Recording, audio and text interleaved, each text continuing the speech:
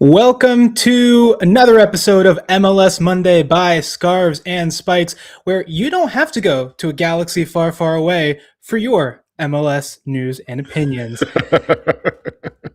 I am Henry Higuita. With me is Sydney Hunt. Very soon, maybe Tyler Pilgrim will be joining us. If you caught my little joke at the beginning, it is because Sydney. Yes. May the 4th be with you. Oh yeah, it's May 4th. I totally forgot. It just hit me when you mentioned it that it's May 4th today. So yeah, of course. I am a massive Star Wars fan, so I could not let this go. And I am very happy. I was very happy to see that around MLS this weekend, clubs were celebrating Star Wars Day, Star Wars weekend. There were some pretty cool kind of themed events at stadiums. There were TIFO. San Diego had an awesome TIFO for Star Wars Day. But yeah, it was a weekend that was simply out of this world with MLS action. What were your overall thoughts on the weekend? My overall thoughts on the weekend, and I know we'll get to in just a little bit. I will hate to be an Inter Miami fan this evening. I really would after what happened on Saturday. Again, we'll get into it a little bit later on, but man, oh man. But yeah, I mean, it's a good weekend for a lot of teams. Obviously, other teams not so good. San Diego's still kind of struggling on the struggle bus, so we'll get into that. NYCFC has lost all sense of momentum that they picked up at the beginning of the season. But Henry, I can't believe it's about 3 or 4 matches, depending on the team, until the World Cup break. I feel like it's come pretty quickly. Yeah, I mean, the World Cup is rapidly approaching, and Tyler is also rapidly approaching, coming out of hyperspace here. Tyler, welcome to the show. Hello, how are y'all? You missed the Star Wars jokes. Oh, dang it. May the 4th be with you. Dang it. Don't worry, there will be plenty more where that came from. Yeah. 200,000 ready and a million more well on the way. Tyler, what did you think of this weekend in MLS? Chaos. Orlando and Miami, let's go. That was like short of the Kentucky Derby that we watched in the press box on Saturday. That was finding, because we didn't get to watch that one live, but we were keeping track of it though. What's that? So we were keeping track of it though. We were, but it was funny because when we got there, it was 3-0. And we were like, oh, they're cooked. They're cooked. Everything I said on MLS Monday last week did not come to fruition. Yeah. And then like an hour later, the script flipped and we were like, oh, it did come to fruition. Let's go. Will Inter Miami ever win a match at Nice Stadium? It's a big question. It's rough. Yeah. Very rough. Those fans are pissed. Yeah. And rightfully so. But man, they're pissed. Yeah. I mean, I think, first of all, not just the fact that you haven't won in that stadium, but the fact that the first team to ever win in that stadium are your big rivals in Florida that, by the way, have not had a good season at all. They had 2 wins in 11 games going into this game. They were like 13th or 14th in the East. They were nowhere near in a good position. This should have been you handle business at home and celebrate into the night. And for at least the first 45 minutes, that's what it looked like it was going to be, right? You had a very dominant Inter Miami display in the first 45, but Martin Ojeda from a city that neither of you two can pronounce. Go ahead. I dare you. Go look up where he's from. Jeez. All right, I got to finish your hot wing order. Pardon me. Okay. Galagachu, Argentina? Nope. Galagachu? Tell me. I'm going to let Tyler do it.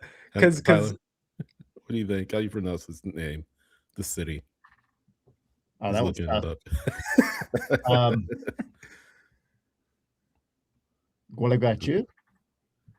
I guess close. Close? Gualeguaychú. Okay, sure. Okay. This is a city that is on the like 25 kilometers from the border with Uruguay, by the way. So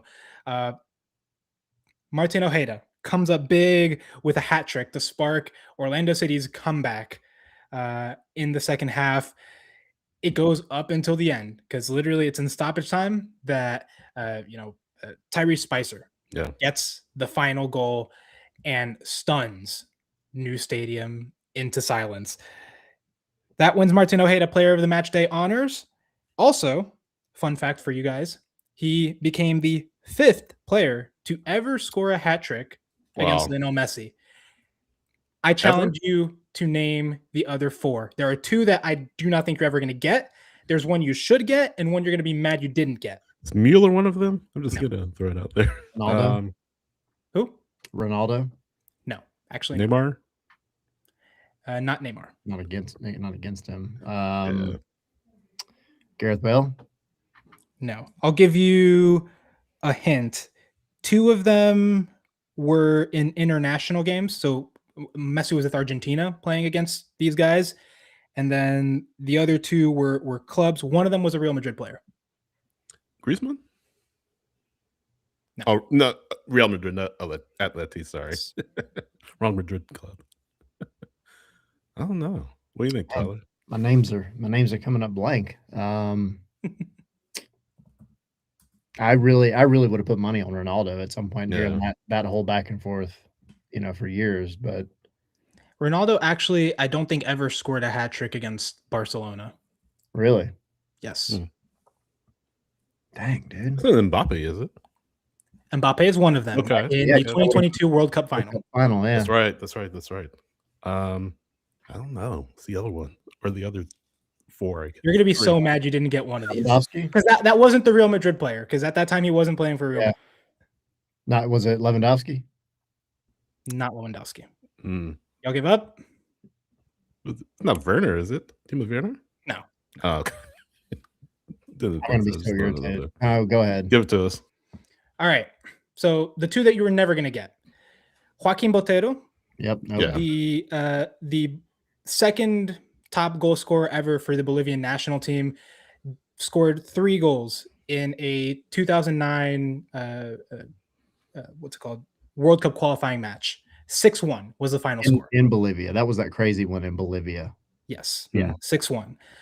The other one, Aritz Aduriz of Athletic Club Bilbao in the Spanish Super Cup of 2015. He scored a hat trick in the first leg. It finished 4-0, and then he scored another goal in the second leg, and they won the Super Cup over Messi's Barcelona. The other one that you guys are going to be very, very mad you didn't get. Who is it? Karim Benzema. Benzema. Oh man, dude, yeah. Dang. But he didn't do it against Messi at Barca. He did it against Messi at Paris Saint-Germain in the round of 16 of the Champions League in 2022. Okay. That's a short list. I mean, and now Martin Ojeda is on that list. Yeah. Only 4 other players have scored a hat trick against Messi. That's good. There's your soccer trivia for the yeah. That's pretty cool. But now you have kind of this big win for Orlando, right? A statement win.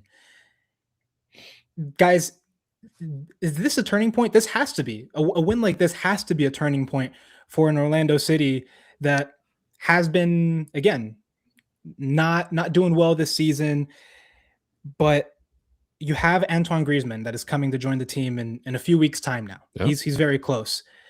You want to be at least in a decent spot, at least morale-wise, by the time he joins, so that you can carry that momentum through to the end of the tournament. And then obviously you're still in Open Cup, which they will face Atlanta United in the quarterfinals.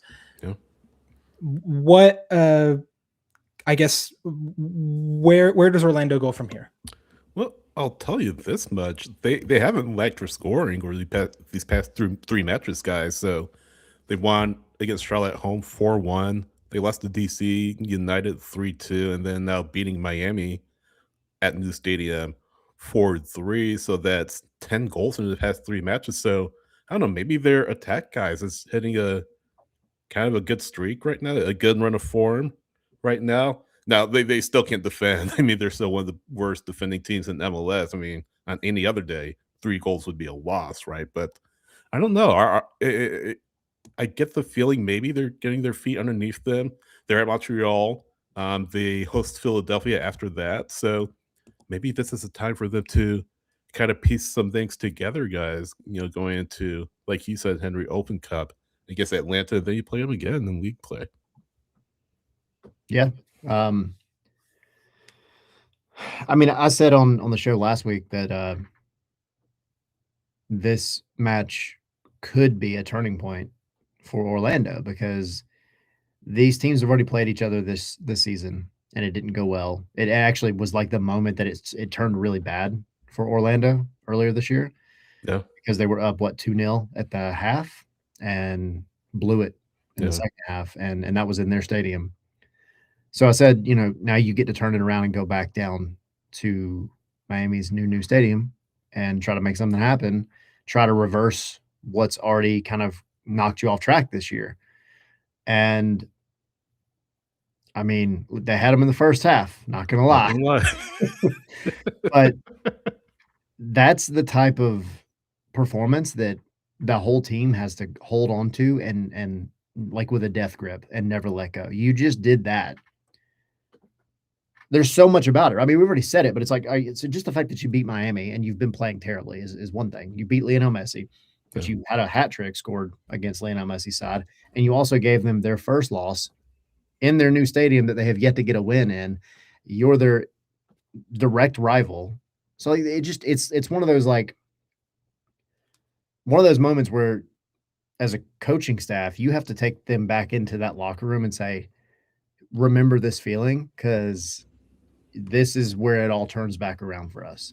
Yeah. So I will say this. I think it's going to be up and down. I don't think they just overnight turn into MLS Cup contenders, but I think once Antoine Griezmann gets here, and if you can have him settle in quickly and properly, then yeah, we've said it the whole time. Orlando has actually a really talented roster. They were just vastly underperforming.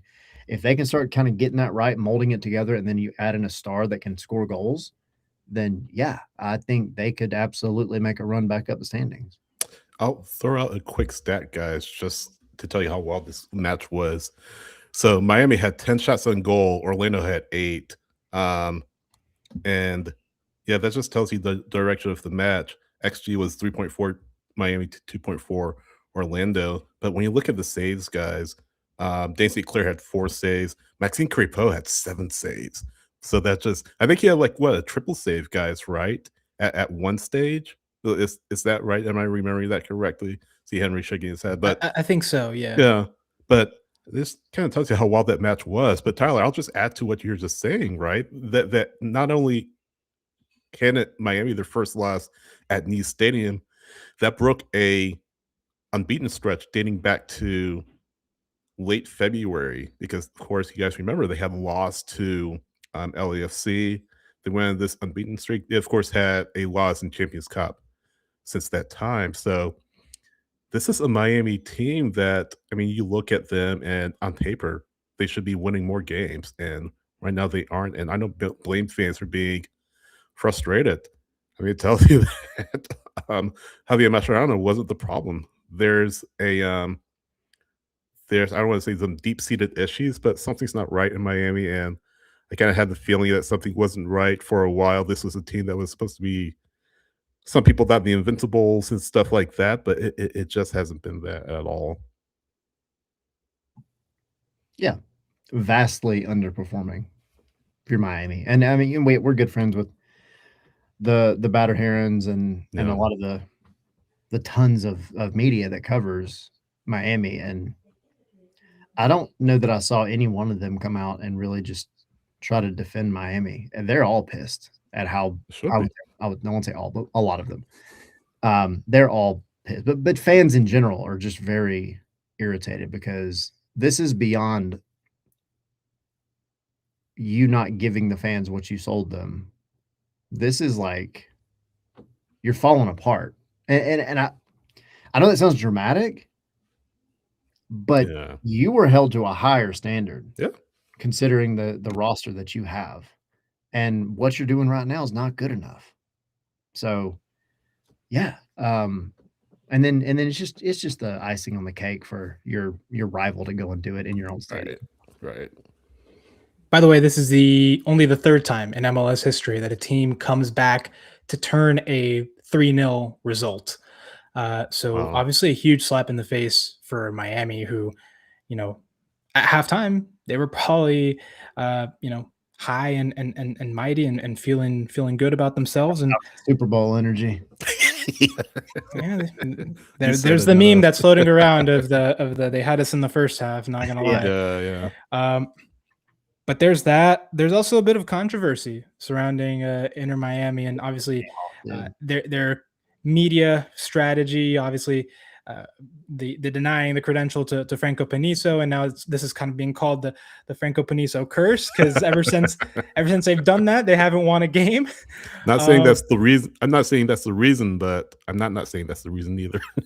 But then there's also the bit about who was handling these press conferences after these disappointing games, because after this game, it wasn't Messi or DePaul or Luis Suarez that were, out there talking to the media. It was Noah Allen, who is a child, basically, is a homegrown, is a young one, and there comes a criticism of, okay, well, where's the accountability from these big stars that they they show up in the moments of glory, right? When they were hoisting the cup just months ago, they were all the center of attention, and yeah, let's talk and do whatever. But now that you're in the rough times, they're nowhere to be seen, and they're instead kind of pushing the kids under the bus. What are y'all's thoughts on that? Why are you doing that, though? I mean, face the music, right? Look, the whole thing with Franco is one thing, and we can sit here and talk about it for hours, I feel like.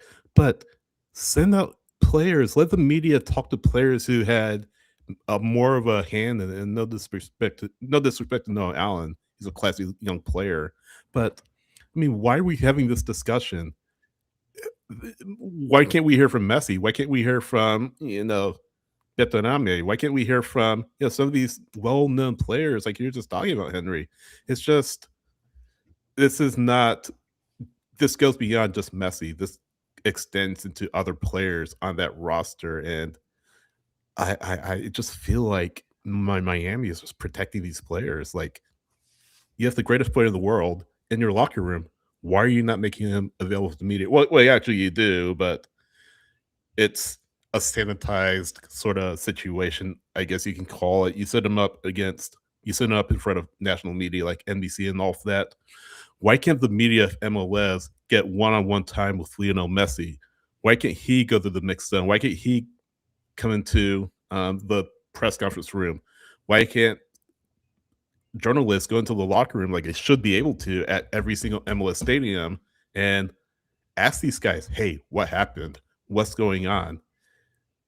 I don't want to get into the rules, actually. Yeah, no, exactly. And I don't want to get into this whole rant because other people have mentioned it. I'll just be treading on trodden ground, so to speak. But it's just ridiculous. Don't send your kids out there. Don't send your homegrowns out there when you just had one of the most epic collapses in MLS history. I get you're trying to process it, but it comes with the territory, right? Their losses. I mean, you have to take the good with the bad. Don't hide in the locker room.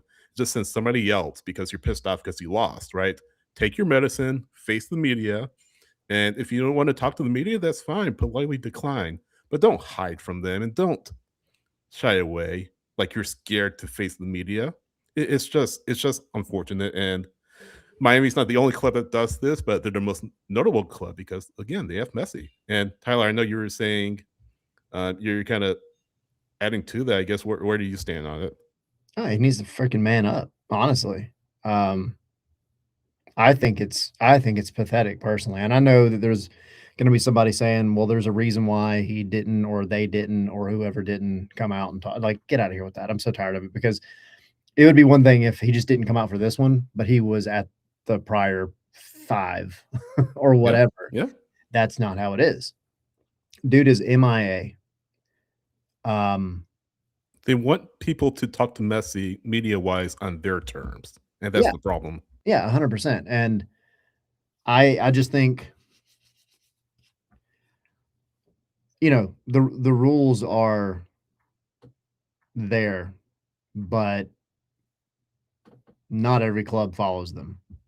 And it's blatant at this point. And so, yeah, I think it is absolutely pathetic. If you don't want to send out Messi, fine. You have a lot of other leaders on that team that need to freaking step up to. Suarez, St. Clair. I was about to say St. Clair could step up. I mean, that's an easy one. But yeah, Luis Suarez, dude, go talk. Go talk. Rodrigo de Paul and the smug attitude that he carries around half the time. But where were you when your team fell apart? You send out how old is Noah Allen? Isn't he like 19? Something like that. 20, Yeah. I think. Yeah. Like that's insane to me. And what pisses me off even more is like 22. 22. Okay, so he's not that young. Same thing though. Same thing. But still, he doesn't have the pedigree that like Messi or Suarez or DePaul have. These guys are international players who have played in the biggest games in the world. Yeah. And that's the thing. Like I have a lot of respect for Lionel Messi in terms of like what I know about him as a person. Obviously, a great player. And for the most part, like seems like a really good person, family man, et cetera, et cetera. But stuff like this, man, I gotta say, it does knock down my level of respect a little bit because it just as a leader, as a guy who came here and got all these things bent for you to be here, and things are being changed around for you, and you're able to bring in the team that you want to bring in. And I don't know what the drama is with the coaches that come through, but I would be shocked if Lionel Messi's hand wasn't involved in that somehow. You have all of this going on, and you can't just step up and put your big boy pants on for 5 minutes to go talk to media after your team fell apart. Get out of here. That is pathetic. It irritates me so much. So, yeah. Sorry to Noah Allen and the kids that have to put up with this crap. And it's just like, I guess this is the price you have to pay for playing with the best player in the world. I got to go be the punching bag whenever the best player in the world and his cohorts don't do the job that they were advertised to do. Yeah. Yeah. Inter Miami kind of setting up their Padawans as cannon fodder here. But on the other hand, we have the Revs, who seem to have a Jedi Master of their own in one Carles Gil, who is on absolutely fire. You're doing great, by the way, with these Star Wars jokes, Henry. Thanks, man. I try my best. Actually, sorry. Do or do not. There is no try. Anyway, 3 goals, 1 assist from Carles Gil over the past 4 games, including a PK goal in the 97th minute of this 1-0 win over Charlotte FC. Crucial. Carles Gil, has been responsible for 10 points over the past 4 games. Wow. His contributions have directly led to that. And because of this, the New England Revolution are in 2nd place in the Eastern Conference. Guys, we gotta talk about what's going on with the Revs, and is Carles Gil, the 2021 MLS MVP, is that version of him back? Must be nice to actually play for a coach that respects them. I'll just say that just quickly. I'll just throw that out there. There was no ice on that at all. Yeah.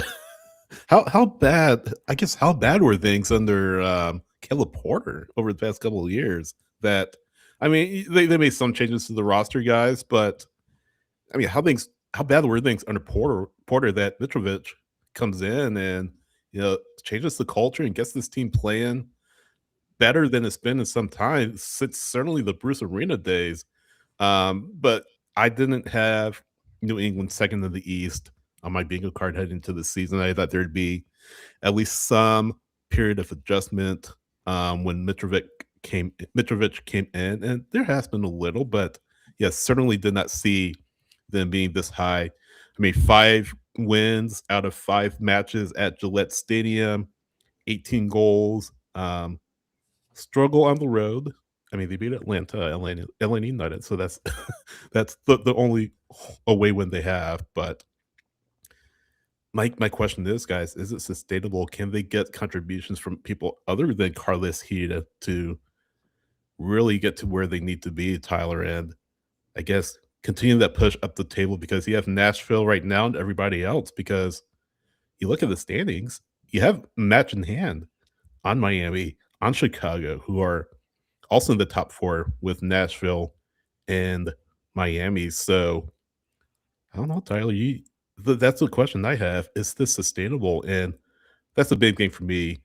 You gotta find other people who can step in when Carlos Hill is not up to his best. So I don't know if 2021 Carlos Hill is back, but it's good to see him performing at the potential that we know he has.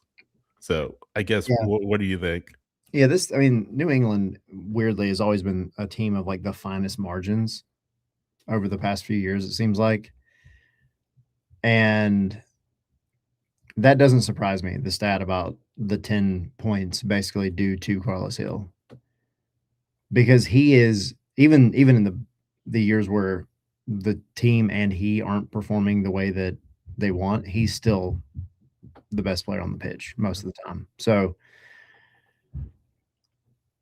all of their wins this year so far, barring I think one, the Cincinnati game, they've all been pretty close, I do believe. And Montreal, they beat 3-0. I give them that one.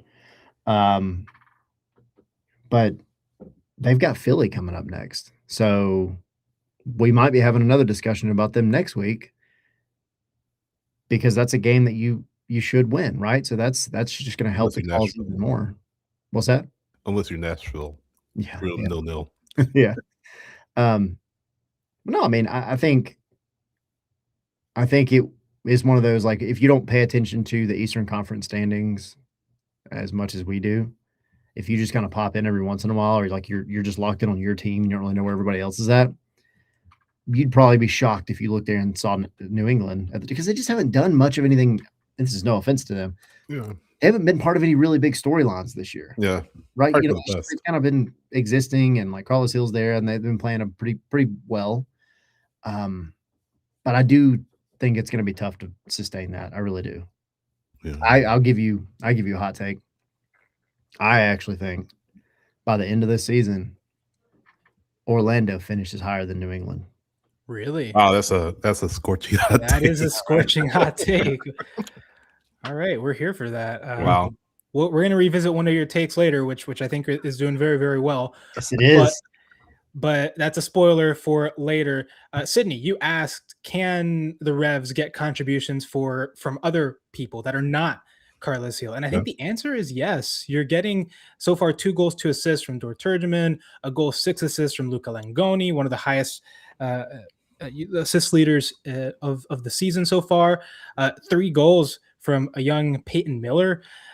You are certainly getting goals from other areas of the field, and I think that shows kind of how complete this team can be. On the defensive side, you're missing Brian Ceballos, who was a phenomenal addition to this team. He's been out, I think, with an injury, and so when you get him back, I think even then you're gonna solidify even more. And I think this New England team has addressed kind of part of its struggles from last season and seasons prior, but also it seems like the players are getting buy-in. Carlos Hill spoke after the game about just how different things are under Mitrovic. Yes. You mean the spoke? Shocker, right? That's crazy. I mean, they won. Wow. Anyway, carry on. He spoke about just how things are different and good under Marko Mitrovic, and that the players truly believe under him. And sometimes that makes all the difference, doesn't it? I'll tell you this, Carlos Hill loves New England. He loves the community. I think his children were born in New England, and he's been with the club just for so long. He's worn that armband for so long. 33 years old. This is going to season 8 with New England. He has just rooted himself in that community up there, and you could tell the past couple of years things weren't great between him and Caleb Porter, but he was still performing at a decent level. He had 10-14 last season, 2025, that really bad season for the Revs. 7-10 the year before that. Still, again, not quite the player that he was in 2021. We had 4-18, but still putting up good numbers. Carlos Hill, one of the most underrated players in Major League Soccer, and I think the reason why people aren't talking about him more among other players is really because of the overall struggles that New England has had. But as they get better, as they improve, I think Hill will be at the center of that. But again, is it sustainable? I agree with Tyler. I don't think it is. I don't think they'll sink down on the table as far as Tyler might think, but I think they are a playoff team, and I feel like that's sort of their ceiling this 2026 season as Mitrovic continues to put his stamp on this team. So I'm sort of disagreeing with you, Tyler. No, you're good. You're good. I was just thinking, talking about Carlos Hill, how lucky, and I guess this is also like a genuine question, but like how lucky are you as a team to have a guy with that kind of talent that sticks around for that long? You know, like that's Yeah. unless I'm just missing some obvious ones, like that's kind of unheard of. Like an attacking midfielder that's that solid, staying around on a team, like unless you're, I mean, let's just keep it MLS. Maxi Morales. Yeah. Technically, he left for a little bit, but then he came back. But yeah, that's fair. But yeah, it is rare. Like it's Yeah. not very often that you can keep a player that is talented like that. Though I think he did join the Revs at a point where he was kind of in his prime, and so from there it's kind of, you know, where do you go from there? But he found a home in MLS, and he's been a star here ever since. And I think that's the thing. I think he was kind of the start of a wave of Spanish number 10s that have suddenly started filling the league. I mean, think Ricky Puig, think Pep Biel over in Charlotte, think Manu Garcia, I think it is, in Sporting Kansas. You have just a number of these guys that have suddenly come over. Maybe, you know, it's tough to break through in a league like La Liga, right? It's the best league in the world. And so if you're not like a mercurial talent, you're not probably going to be playing regularly for the Real Madrids or the Barcelonas or what have you. And so some of these guys will choose to, you know, well, would I rather be on the bench and stay hidden in Spain, or would I rather go to a place like MLS or Liga MX where I can be a star? Yeah. And I think a lot of them are starting to see you're better off with that second option. So I think Carlos Hill was one of the first ones to do that. And now you have more folks that are following him, and I bet that they will not be the last either. Yeah, agreed. Guys, who shot first? Who shot first? What do you mean? I mean, it was Han. Oh, It was Han? I don't get that reference. Sorry. Okay. Well, Hugo Kuipers shot first for Chicago against Cincinnati with a brace. They were leading in that game. Then Cincinnati's Kyle Smith gets a red card and things get super complicated. But then it's Evander that comes in with a hat trick to win it for FC Cincinnati. It's his first MLS hat trick, guys, which is kind of a shocker because he's been in this league since 2023, 2022, something like that. But yeah, that is a huge moment for him. He also recently became the top goal scorer, the league's all-time top goal scorer, born in Brazil. So that is kind of an interesting tidbit. He passed a guy called Welton who played like between 1996 and 2000. So that's a fun fact for you guys. Another fun fact. Yeah, you get a ton of fun facts. But guys, is this the year of Evander? Is this the year that we see the best version of him? He was an MVP finalist 2 years in a row, back to back, with 15 goal and 15 assist seasons, right? Yeah. Is this the year that he finally takes the MVP award, that we see the best version of him? I would hope so for excuse me. I hope so for Cincinnati's sake, because they needed that win. I mean, they had a quite a rough stretch, guys. If you recall, just couldn't win matches. Three straight draws before beating Red Bull 2-0, and now Chicago on the road. Nice comeback win for them. So they needed that. They needed that for their confidence. They needed that for the defense, because last match against Red Bull, they had a clean sheet, one of the rare ones that they've had this year. And of course, they went in 2 against Chicago, but they came back to win that match. So, excuse me, maybe if you're Cincinnati, maybe some confidence creeping back in to the team among that locker room, or within that locker room. I don't know if one game is good enough, guys, to determine that Evander is going to be another MVP candidate again, because this needs to happen more and more. He needs to string more of these results together, more of these matches together, if Cincinnati are to reach their full potential. But I'll go back to what I was talking about with the Revs, guys, right?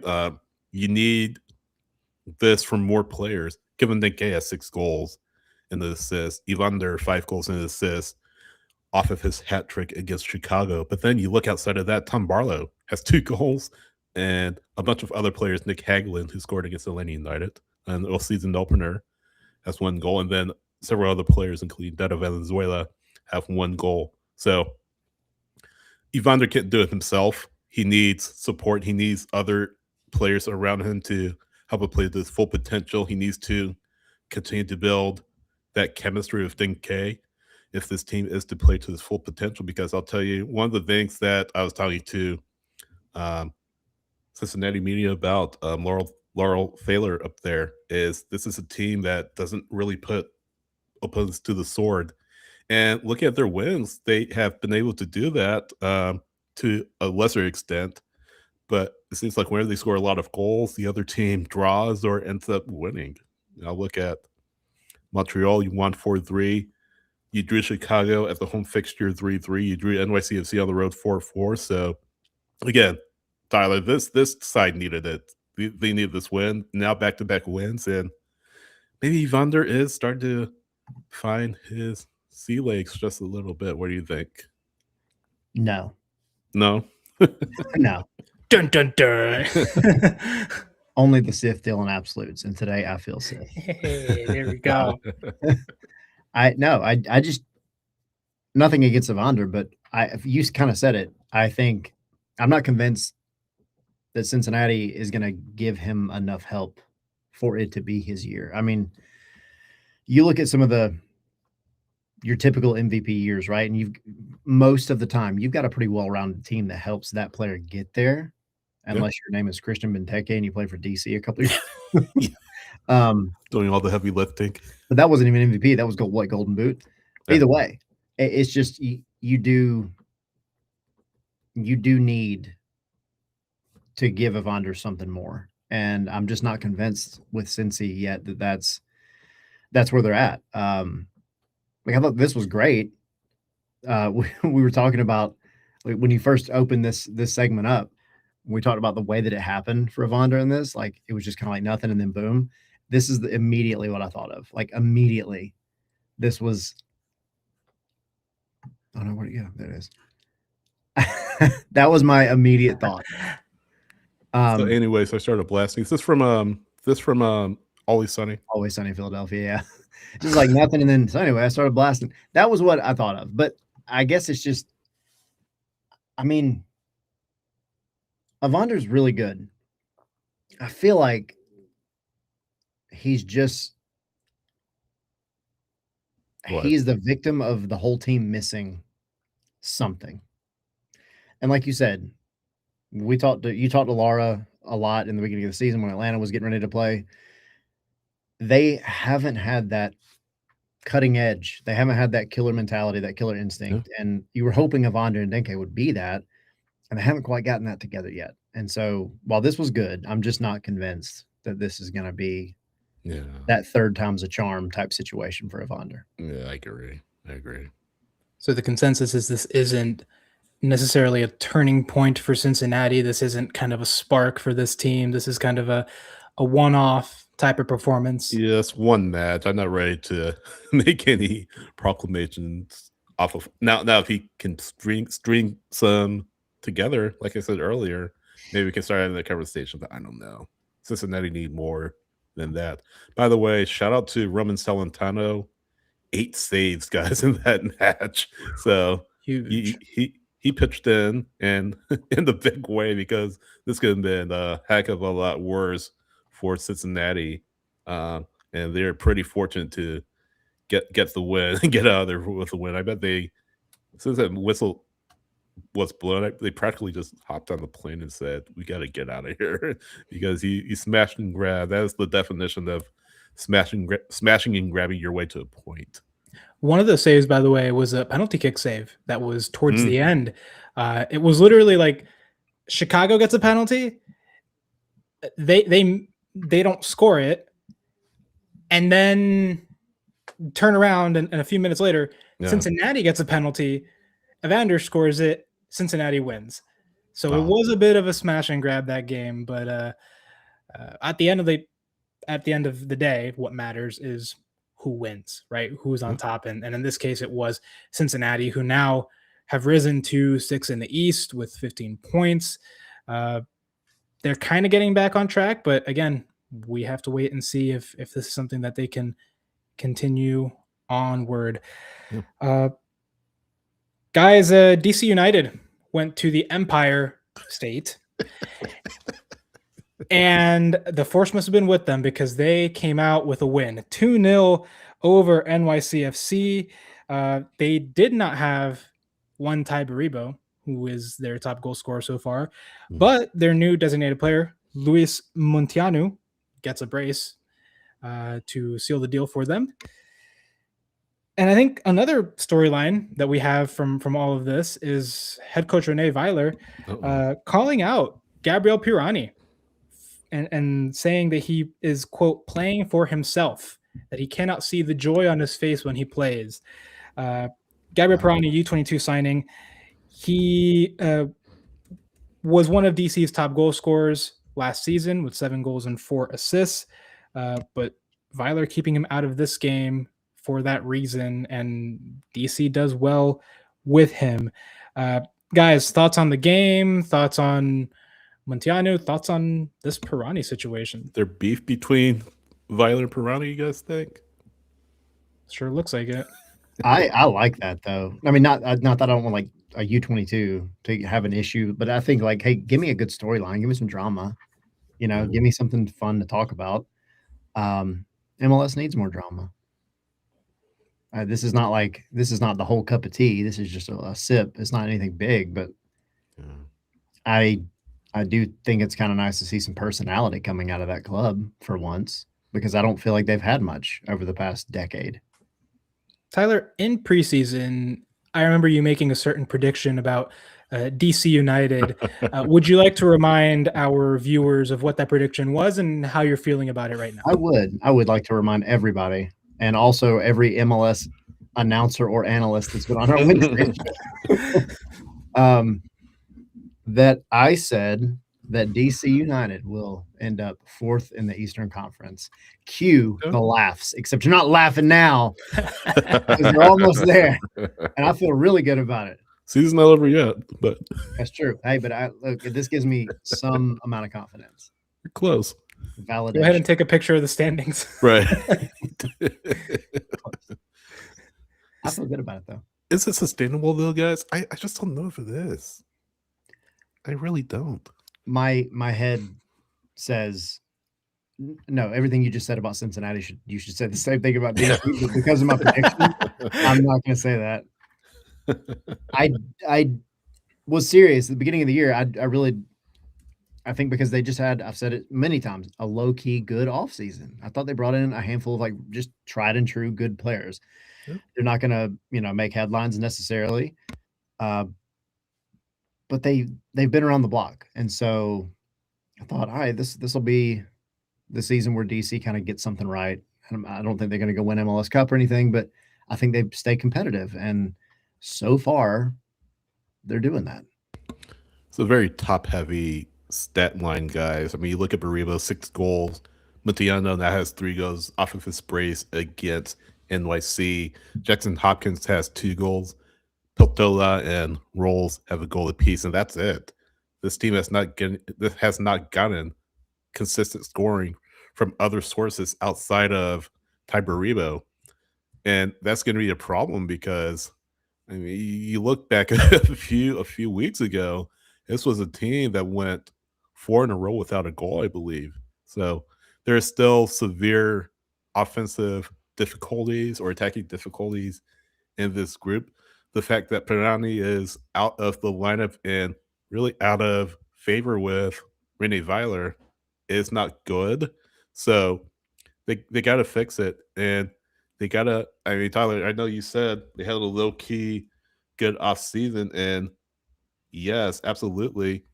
Bariba was a great acquisition for them to get them moving in the right direction, especially with Benteke leaving the club, but they need more than that. They need so much more than that. Muntiana they brought in, of course, but this is a team. You look at them; they have a U22 spot available, so they're going with 2 DPs for U22 roster construction. So you have to see when this World Cup break comes around, when the transfer window comes around, do they look to add to the team? If Weiler believes that Tarani isn't cutting it, does he go to Erkat Soga and say, hey, we need to part ways with him, maybe bring in another U22 we feel can get the job done better? So that's not good. Again, I just don't think it's sustainable. I think that, you kind of joked, Henry, take a picture of the standings. I think you have to do it in this case. I don't see DC being a serious contender in the East at all. They may get into the playoffs, but barely. Maybe as a 7th or 8th seeded team or something like that. I mean, this week's gonna suck because they play Nashville. So Well, then again, Nashville. Well, maybe rotate it. Yeah, exactly, because of Concacaf Champions Cup, which we'll talk about in a minute. But yeah, again, I want to kind of be a DC's advocate here and kind of talk about maybe the bright side of all this, is that there is very noticeable progress from last season. There may not be as much consistency. There may not be consistency right now. You may not be able to consistently maintain this, but last season you were consistently at the bottom. So the fact that you are where you are right now is already a sign of improvement. Yeah. And the fact that you are kind of showing that you can make things happen on the field, that you can create, that you can win games against competitive sides, because this is a New York City side that had most of their starters, right? You went and on a road game, you managed to get a result, and that is huge in this league. So again, is it perfect? No. Are they going to be contenders? I'm not going to say that at all. No.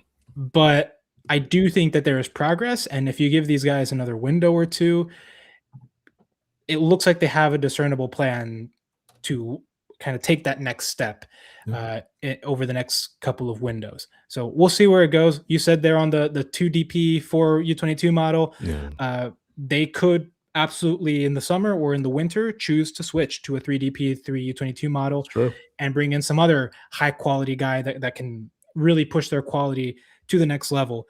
We've seen teams go from like mid to 100 very, very fast in this league. So that sprint season in 2027 could be huge for DC United. Let's look at the other side of this. NYCFC, this is their 5th loss in 7 games. I'm so disappointed in MLS. Yeah. They came into the season riding high. They made it to the Eastern Conference final last season. They started off very good. Nico Fernandez-Mercal was on a tear, and they've just cooled and dropped to 9th in the East. Guys, what is going on with NYCFC? They're not getting enough from the people they need to be getting it from. I mean, yes, you mentioned Fernandez-Mercal, but who else is, putting the ball in the back of the net for them? I'm just pulling their stats real quick, and Fernandez-Mercal has 8 goals. Mercal. Ojeda has 3. Thaddeus Magno has 2. Hannes Wolf has 2. You need more from Hannes Wolf. This is disappointing from him. 2 goals and an assist. Keaton Park saved 2 goals. Morales is like 50 years old as a goal. You're still getting something from him. You're just not getting enough production, guys, from the attacking standpoint outside of Fernandez Mercal. And that's troubling because if he goes down, this team is in big trouble. I'll throw out something else too. I think the bigger question is, is Pascal Janssen on the hot seat? And you have to start asking some serious questions about if things don't turn around for NYCFC, if they finish ninth in the East, if they maybe lose in the wild card match, there might be a world where they part ways with Pascal Janssen because of Etihad Park opening up in 2027 or 2020, that sprint season, I would imagine. So there's that factor. You don't want to be limping into the new ground that you've been waiting for if you're an NYCFC fan for years and years and have a mid to average club. You want to be going out all blazes, firing all cylinders, and this team is not firing at all cylinders. I just don't know if they'll be able to turn around unless they can get some other help besides Fernandez Mercal to score goals for them. And excuse me, they could again get into the playoffs. They could sneak in as maybe a wild card team or something like that. But I don't know. There's many other teams that are better at NYCFC right now, and they need to find something that can get them Tyler going in the right direction. Again, with Etihad opening up next year. I agree with a lot of what you're saying, but I disagree about the attacking part.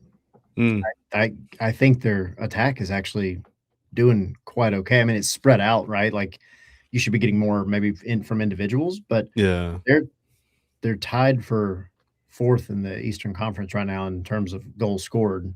I think they're but they have a 5 league overall in goals for. Like they're scoring goals. Yeah, they had 5 against Orlando and 4 against Cincinnati. So that's 9 right there in 2 matches, though. Yeah, I mean, but you gotta hit the back of the net, right? Like no matter who you're playing. But I think the biggest issue is we talked about it a lot at the beginning of the season. This team was playing. It was more fun when they were winning, I think, but it was a more fun version of soccer. It was more complete. It looked complete. That when they attacked, they all seemed to be on the same page. They were creating opportunities, creating chances left and right. But I think they have kind of slipped off kilter in terms of the balance needed to be able to go and actually win games because, yeah, the attack scoring goals, however many in one game, it is what it is, but they're also super leaky. So, and that's what's costing them these points because they're essentially getting into shootouts. So, I don't know. It is disappointing because I feel like they're a better team than what they're showing at the moment. I don't know that they end up anywhere at the top, but I do think they still squeak into the playoffs. Yeah. But again, I mean, if you're an NYCFC fan playing in the new ground next year, that's not going to be good enough. I mean, let's ask a different question. You guys think Pascal Janssen will be the head coach going to the sprint season? I don't think so, unless things turn around quickly. I just don't know whether he gets a new job somewhere else or whether NYC just cuts their losses and says, hey, let's go for another, maybe a bigger name. I'm not going to say Pap or anything like that, but let's go for city team. Yeah, their sister club across the ocean there. I don't know. I could see them trying to make a splashy hire going into that sprint season, especially with Etihad opening up. Again, I don't know if it'll be open for the sprint season or if it's going to be open in the fall of 2027, guys. I'll have to look that up, but I think it opens in the fall. It opens for the start of the 27-28 season is what I understand. Okay. But either way, I do agree that, if the current form continues, and that stretches a little too long, I think that's when you start looking at the situation and saying, okay, maybe we need to reevaluate. Is this the right guy at the helm? Has he lost the buy-in from the locker room because clearly you have a very talented group of players. This is a team that got to the Eastern Conference Final last season, and that started the season on the right foot. So you need to look at this and evaluate where have things gone wrong. Yeah, 100%. I think, I mean, to answer the question about the coaching, I can't argue with any of that. I mean, obviously a little bit of this might be recency bias, but a streak is a streak, and the things that you have going on in the near future for your club are important. Obviously being the stadium opening, and I'm excited personally. Like I can't wait to see that stadium. I think New York has needed it so long. And I love the fact that they're getting it finally. And that is going to be an extra little bit of spice on Pascal Janssen as they move into the end of the year. Now, if he ends the year and they're pretty comfortably in the playoffs, I still think it would be hard to get rid of him unless they just had some name in the cabinet that they're like ready to just blow the lid off. I don't know. I don't know if just because they're getting a stadium means that they change around the entire way they've run the club in the past. I'm not saying that, though. I'm saying just look at how things are going and say, hey, we have our own stadium. It's going to be one of the best in MLS, best soccer-specific stadiums in MLS. Are we playing to the potential that we know we can play at? And listen, CFG has resources for days. They have billions of dollars in their war chest. I mean, who's to say they don't part ways with Pascal Janssen and again bring in a name that is at least somewhat globally recognized? We joked about Pep. I don't think they'll go that far, but you have to think they have something in mind to go into that 2027-28 season, that first with the transition calendar with something up their sleeve. So we'll have to see. I would say if I were part of City Football Group, and I'm not, and I were getting paid hundreds of thousands of millions of dollars, and I'm not, going into 2027, and I don't just mean the actual season. It's kind of whatever, honestly, like whenever you do it. But I really think like between now and the opening of that stadium, this is a real opportunity for you to, think about the coach, but also really create some significant roster turnover because you do have all of these resources. You have so much available to you. You want this stadium to open with the most hype you can possibly create. Exactly. And I would argue that even more so than a coach. Now you get the right coach. Yes, that's a different ballgame. But even more than the coach, if you were to really, really burn that roster down within what you can do in MLS, obviously, and try to go after a star player or two, a big name player, and make New York City that type of football hub that it probably should be and isn't at the moment, that could set NYCFC off into version 2.0. Like Salah? In the best way. Wait, who? Salah? Mo Salah? Oh, yeah.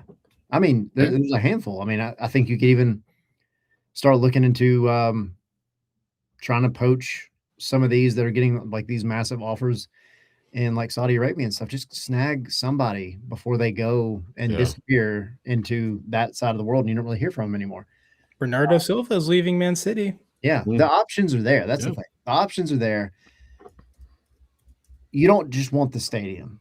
Like you do. But you don't just want that, though. Like this is such an opportunity for them to capitalize. And I know we're getting like way ahead of ourselves. Like 2026 isn't even over and they're not out of anything yet. But if I was a just straight up New York City fan, this is the stuff I would be hoping for. Yeah, absolutely. You want to get into your new ground on a high note, riding on a high. On the high ground, even. On the high ground, exactly. And that's where I was going, actually. You want the high ground. What about your Atlanta United information? Well, that is us. that is scarsandspikes.com. We are the high ground. We got you covered with absolutely everything: news, analysis, opinion, and other stuff. We also have obviously our shows, our YouTube channel. We have our Atlanta United main show at 7 p.m. on Wednesdays. And this Wednesday, I will be eating hot wings because I lost a bet. So tune in for that to watch me suffer. And then, yeah, just be sure to follow us on all of our channels to, see all of our content as we cover Atlanta United, NWSL Atlanta, which is getting up and starting to take form, and Atlanta soccer in the Atlanta area, like the World Cup that is coming next month, which is crazy to say, but we're almost there. So yeah, just be sure to follow us on YouTube, Twitter, Blue Sky, Instagram, TikTok, all the things, so that you can stay up to date with Atlanta soccer. And if you want to support us in another way, you can join our Patreon, where starting at $5 a month, you can get exclusive content, our training ground reports, our Patreon mailbags, our unfiltered series, and other types of exclusive content, and access to our Discord, where we are always chatting all things Atlanta United, MLS, World Soccer, and beyond, like food, video games, what have you.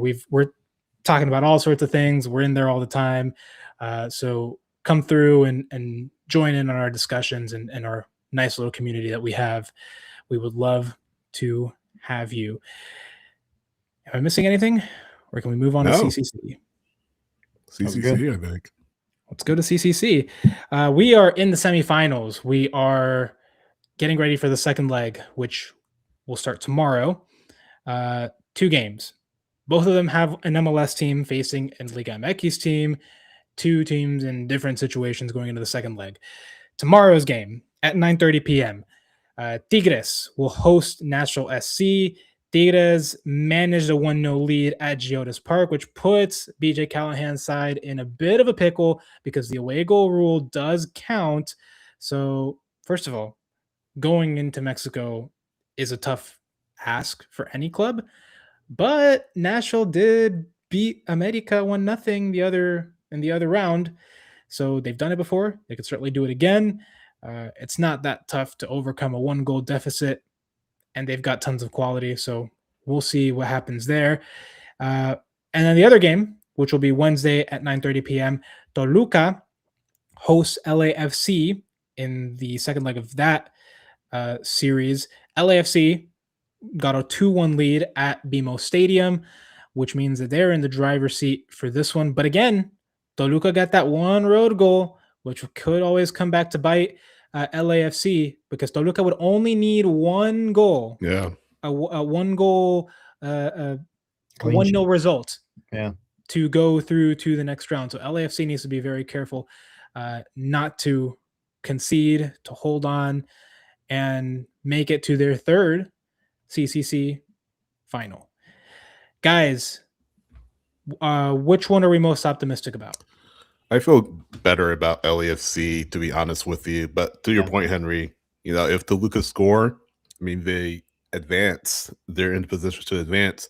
If they make it 1-0, if they make it 2-0, I feel like it's about over for LAFC. Yeah, again, that away goal is huge. And we saw that with San Diego.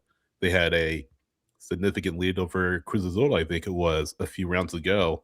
But then that series got turned around and San Diego was, out of the competition. So looking at this, I think LAFC are in the better position to advance at this point.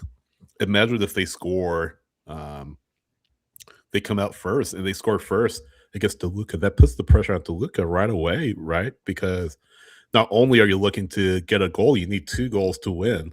Well, no, you don't need 2 goals to win. You would need more.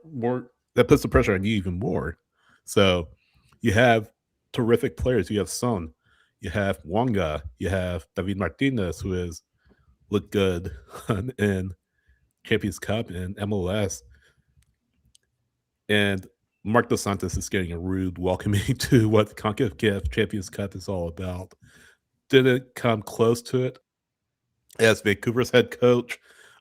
Did, of course, as assistant coach with LAFC under Trindolo. So as head coach with LAFC, he's gotten well acquainted of what happens in CONCACAF that usually benefits Liga MX sides more than it does MLS sides. So I do feel, though, that LAFC can hold on. Nashville, I'm not as confident about. I don't know about Surridge. That's a big question mark going into this particular match. He missed the first leg, of course, with a hamstring that's been bothering him this season. So that's gonna be the big question mark. He hasn't played, guys, since April 25th. So they need to get him healthy as soon as possible.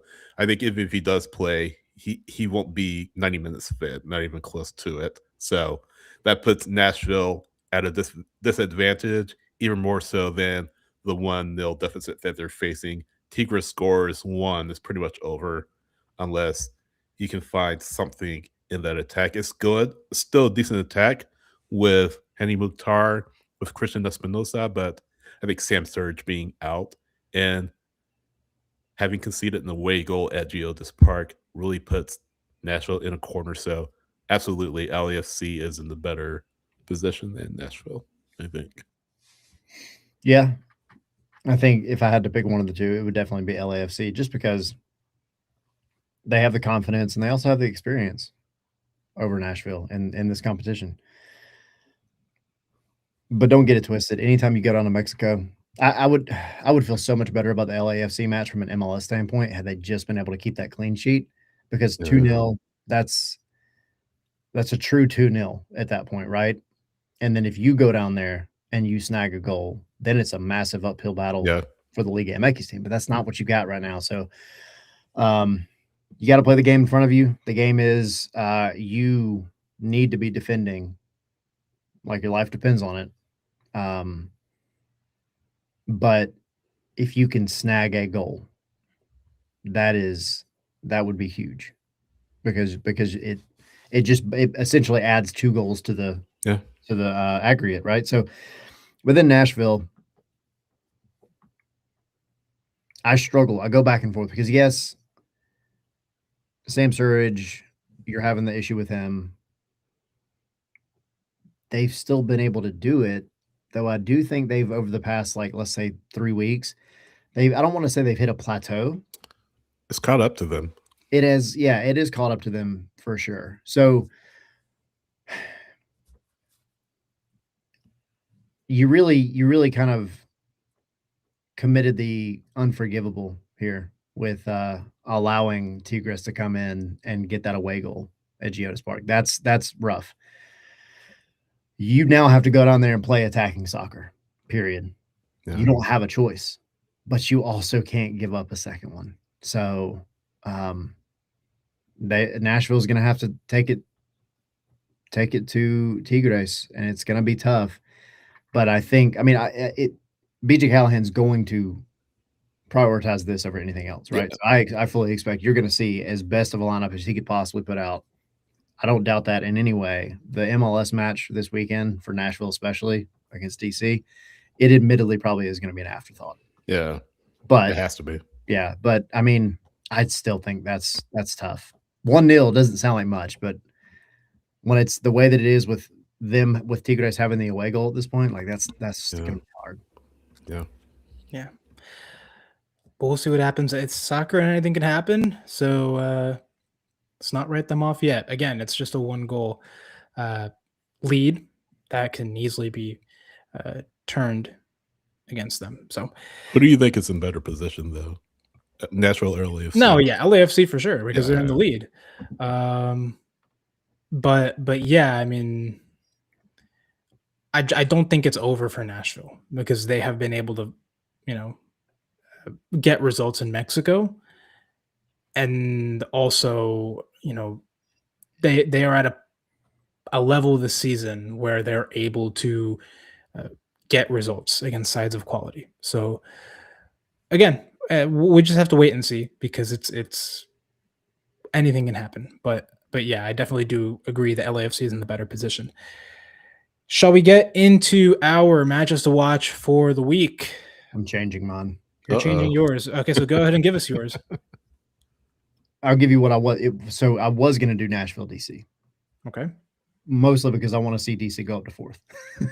Because if they win, and Chicago loses, I think, or draws, they will make it to 4th place. But that's irrelevant. It's match day 11, right? Whatever it is. Match day 12. 12. Okay. That means I need to change something on my article. Anyway. That's 10, right? Isn't 10? 12. Okay. Trust the guy that works for MLS. Okay. Sorry. My time's wrong. No, I'm changing it. And I actually thought this would be the one that was the drunk. It probably is the drunk uncle game of the week, but it's Portland and SKC. I think that's going to be an absolute crap show. Yeah. It's going to have the clown music playing the whole time. I think there are actually going to be goals in it. I wouldn't be surprised if it was a red card. I just think that one's going to be, from an entertainment standpoint, that is going to be the match to watch. Sure. Sydney? I have Seattle, San Diego. San Diego, of course, struggling big time, especially in relation to their season last year in 12th place. Seattle in 4th on 20 points. Have only lost just once, guys, in MLS. 3-0 at Lumen Field. I feel like this could be a little bit of a tougher match, I think. I don't think that it'll be a runaway by Seattle. They just haven't been able to score much throughout this season. Over 9 matches, only 13 goals. San Diego, certainly the better attack, 19 goals, but their defense has been leaking, 19 goals allowed as well. So I think San Diego are going to take it to Seattle. And I could see this being a draw, maybe a 2-2 draw or something like that. Will make San Diego feel a little bit better about themselves because at least it's a point, but still far out from what they were last year. So San Diego is my match to watch. Henry. San Diego need wins, man. Yeah. They need to start picking up those points or they're going to be left behind. They already kind of are being left behind. Yeah. For me, this was no question. San Jose versus Vancouver Whitecaps. Yeah. These are the top 2 in the Supporters Shield. They are the 2 teams that have the most potent attacks, that are just absolutely firing on all cylinders. It's going to be a match for the ages. This is going to be an amazing, amazing game. 2 top quality German players, German stars, in Thomas Müller and Timo Werner. 2 coaches that have different backgrounds, but both very good coaching pedigrees in Bruce Arena and Jesper Sorensen. So yeah, it's just going to be a very exciting matchup. Is Werner available? Because I know he's injured. Is he going to be available for that match, though? That's a good question. He actually might not be, but even without him, San Jose have shown that they can get results. So yeah, that's going to be a good one. Sure. Yeah. All right. Well, I believe that's it, guys, isn't it? Any more Star Wars jokes from you before we get out of here? About things coming to an end or something like that? What was that? About things coming to an end or something like that? I don't know. I'm stretching. You guys are the Star Wars experts. Tyler's pulled out a lightsaber there.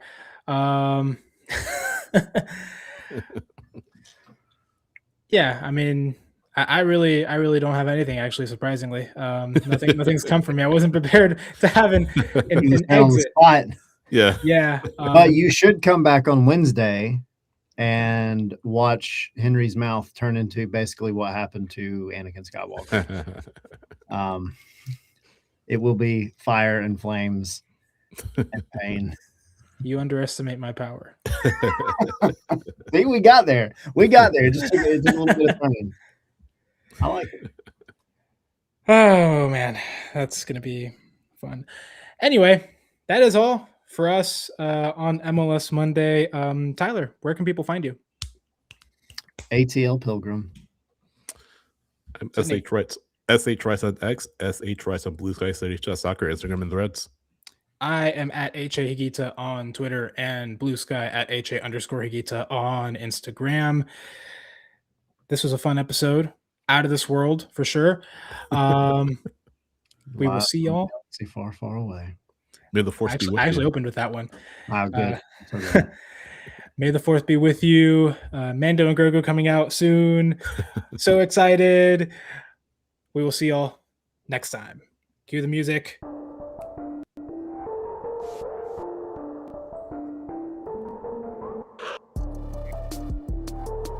You got hit with the mute. Dang it. I was saying, like, I was hoping we'd get like the Star Wars fanfare or something like that, but that might get us That copyrighted. actually would be pretty cool though. I have a question for y'all. What Yes, color lightsaber would you have? Blue. red. Is there red? Sith? It'd be evil. I didn't know that. You guys are the Star Wars experts. I would go with blue as well, with an honorable mention to yellow. Yeah, for me it's blue just because it's my favorite color. Me too. Well, dang, I was hoping for something else spicy, other than the fact that we found that Sydney is in fact a Sith Lord, and we had no idea. He's too dangerous to be kept alive. I'm just kidding. Well, there's one Sith, there's two. So who's the other one? Tommy? Tommy, probably. Probably. Wouldn't surprise me. Ah, man. This was a fun episode. 35 seconds.